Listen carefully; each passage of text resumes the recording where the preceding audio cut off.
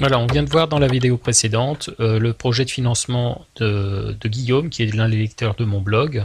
On a tous les éléments chiffrés ici, vous mettrez en pause pour regarder les éléments, je préfère aller assez vite là-dessus, on vient de le voir. Donc on arrive directement sur l'étude, on a repris tous les éléments, on a une trésorerie mensuelle positive de 170 € sur le projet, et on a vu que une fois l'impôt et la CSG payés, il nous manque 130 € tous les mois. Donc on voit qu'il y a 300 € d'écart entre la théorie, globalement, le crédit est payé par les locataires, et la pratique, une fois qu'on connaît un petit peu le métier du locatif, l'impôt, la CSG, les impayés, les vacances locatives, etc., un différentiel de 300 € par mois.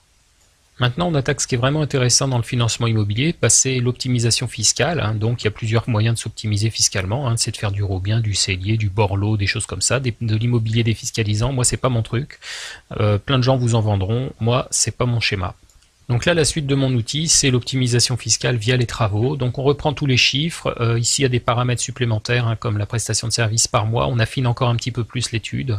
Gestion par une agence ou pas du projet. Donc si je mets 7% par exemple de commission aux agences, ça va me réduire forcément mon revenu foncier. Si je mets 25 € de prestation de service, je sais pas, une femme de ménage, quelqu'un qui vient une fois par semaine pour faire du ménage, voilà, ça va faire, je sais pas, 80 € par mois. Allez, hop, tout ça, ça vient immédiatement impacter les revenus fonciers. Donc on remet ça à zéro. Si je regarde bien le projet, j'ai repris exactement les mêmes chiffres puisqu'ils sont directement impactés. J'ai 3 logements. On va étudier l'année 2016 puisque c'est une année pleine. Tous les chiffres sont repris ici. Le revenu foncier qu'on avait tout à l'heure, la CSG qui en découle, et l'impôt de notre petit copain Guillaume qui va se prendre 2400 € d'impôt sur ses revenus fonciers en plus de ses impôts sur son revenu d'activité, son revenu professionnel. Maintenant, quel est l'intérêt de cet outil? Cet outil va nous montrer que si on fait des travaux, par exemple je fais 5000 € de travaux, qu'est-ce que ça entraîne? Ça entraîne que je passe de 8400 € de revenus fonciers, qui sont ici, à 3400 € de revenus fonciers. Ces 3400 € de revenus fonciers, ça me permet de diminuer mon revenu foncier, donc mon imposition et donc ma CSG. Le coût réel de mes travaux, si j'ai dépensé 5000 €, le Guillaume, il est à 30% d'impôt plus 15,5 de CSG, ça veut dire que le coût réel des travaux, c'est seulement 55%, dont 100% moins les 45,5, ça lui coûte seulement 55% des travaux effectués, donc 2700 €. 2700 €, c'est le coût réel de ces travaux. Maintenant, combien est-ce qu'il a économisé en impôts et en CSG? On était à 2400 € d'impôts, on était à 1300 € de CSG.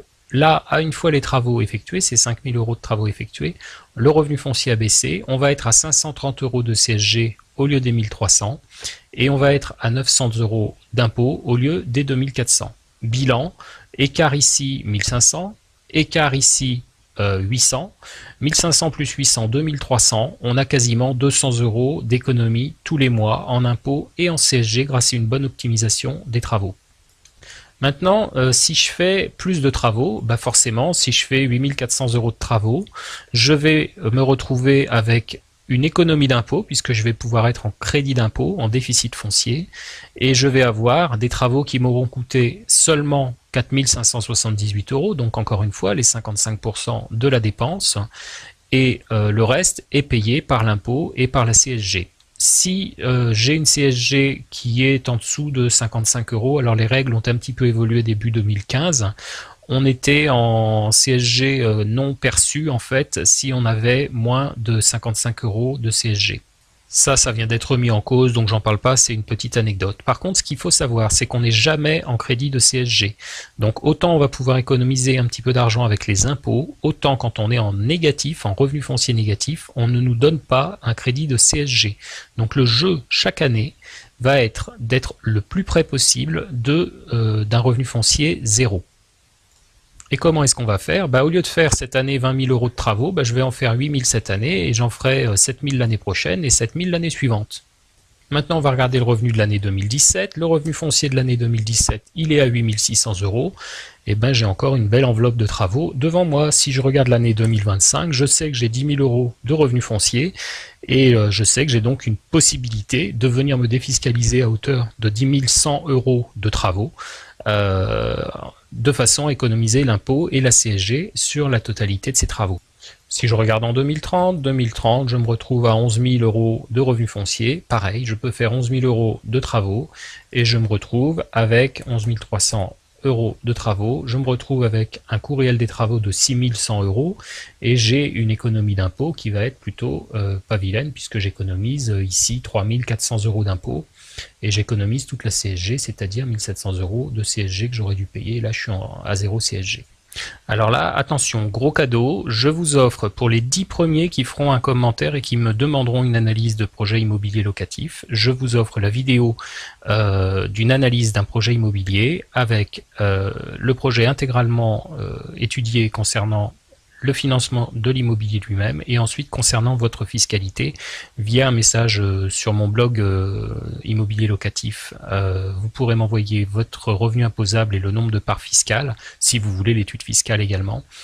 Sinon, vous m'envoyez tous vos éléments chiffrés concernant votre projet immobilier, je vous fais l'étude, je mets la vidéo en ligne, vous vous abonnez à la chaîne et vous aurez l'analyse de votre projet en vidéo. Tout ça gratuitement pour les 10 premiers. Super cadeau, je pense, parce que il y a beaucoup de gens que ça intéresse. Moi, je reçois aujourd'hui pas mal de demandes sur les financements immobiliers locatifs, surtout via mon blog. Et donc, n'hésitez pas, c'est un super outil pour mener à bien votre projet.